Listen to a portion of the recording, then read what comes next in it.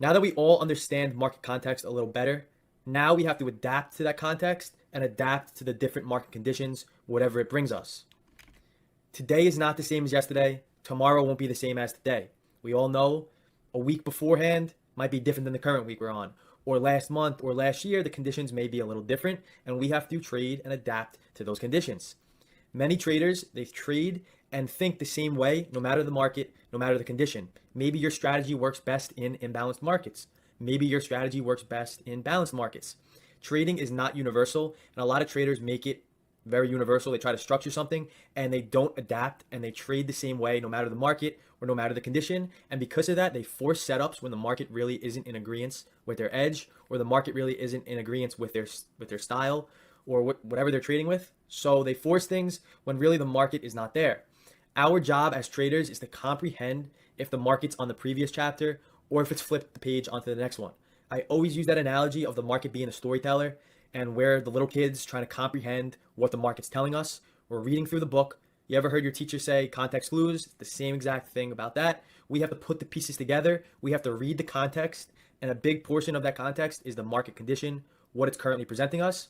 And then we have to comprehend, how do we trade based off of that? Are we trading the same like we did last week when our setups were working out every one? Or do we have to adapt to the new theme of the market? Are we on the previous chapter, or did it flip its page to the next one? Some chapters are imbalanced, some chapters are balanced. The key is recognizing it, being able to react to what the market's telling us, and being able to adapt to the current story that the market's presenting. A lot of people aren't reactive, and a lot of people cannot adapt. I always use this analogy as well about being a statue in the market. A lot of people trade like a statue, meaning they're behind the screens, they plan everything they need to plan, they study, they get ready, they rehearse. And when the market's open, they're trading like a statue. They're frozen in time. The market is constantly throwing rocks at them, and they're not reacting. They're not trying to catch the rocks. They're just keep getting hit with them, keep getting hit, and eventually they're going to get cut open. They're going to bleed, and not only the account will hurt, but the mental capital will also suffer as well. So don't trade frozen in time. Don't trade like a statue. React and adapt to the story that the market's currently telling you. I always like using this analogy as well. I'm a big analogy guy. Trading's like the four seasons. Supply and demand and or any other strategy you use is going to be relevant in any market. It doesn't matter, but you have to be able to bend a little bit. Tweak your rules, tweak your confirmations, tweak how you trade, tweak your entry signals, tweak the exit signals, tweak what you do to enter a trade to get your confirmation. You need to bend the stick a little bit. Don't be so tight and don't be so frozen. I could tell you you can make money in any strategy, but it's you that's preventing the money to be made. It's not the strategy. And what I mean about trading like the four seasons is, let's compare it to summer versus winter. Obviously, they're total opposites. One's extremely hot, one's extremely cold with a bunch of snow.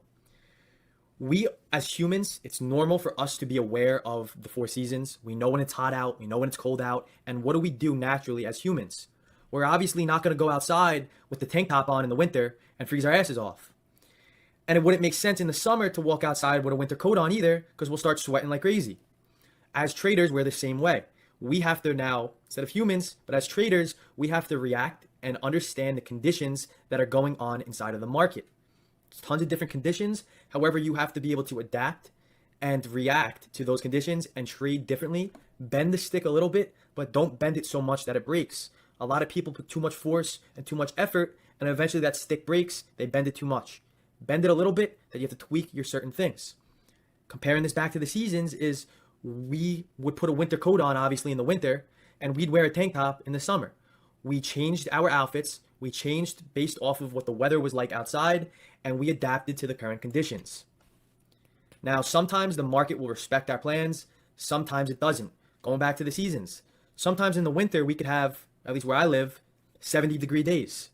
Or sometimes in the summer, it could go as low as 50, even 40 degrees. So sometimes it respects the conditions. Sometimes the market will always respect our plans, and sometimes it doesn't. It's just the way of the market. We all know it's not a 100% guarantee with nothing. And because of this, it affects our emotions. Seasonal depression, if people that live, let's just say when it gets extremely cold, the sun's never out, there's no life on the trees, it's very gloomy and dark out, people that have seasonal depression are going to be depressed in those types of conditions, and that affects our emotions. When we're in the summer and all the sun's out, we get vitamin D, everybody's mood drastically increases and everybody becomes 10 times happier because we have the sun, we have life, we have animals out, we get the vitamin D, and that doesn't affect that affects our emotions, but in a positive way compared to how the winter would. Same thing with trading. I'm going to show examples of this. However, the week of May 1st, 2021, every day there were great setups, high quality setups, and I recognized certain conditions. I sized up. Instead of going 75 to 100 contracts, I would trade 150 to 200 contracts. And not only did I make more money, but my execution was 10 out of 10, my planning was 10 out of 10, and my reaction to the current conditions was 10 out of 10. So because of this, and because I had such a good week, my ego was extremely sharp. I felt like I was on top of the world. I made a very good amount of money, and I could have stopped trading for 3-4 months, whatever the case may be. However, my ego was so sharp because of this mentality that the following week I had the same feelings, the same ego, the same mentality, and the following week's conditions, the plans, the setups were a little different than the week prior. And because of that, we've seen less quality setups. The market was balanced, and thankfully, the first day wasn't so bad. I took a losing trade on the first day, but I was able to react. And on Tuesday, Wednesday, Thursday, I kind of sit sidelined because I didn't want to lose any gains from the week before, and I knew the market really wasn't in agreement. It wasn't working out according to my plan. So I'd much rather have been a spectator at this point than be a participant as I was the week before that. Now I'm going to break down each of the plans and each of the trades in the next few videos of the course. However, just to illustrate what I mean by this is a Monday of that week on May 1st.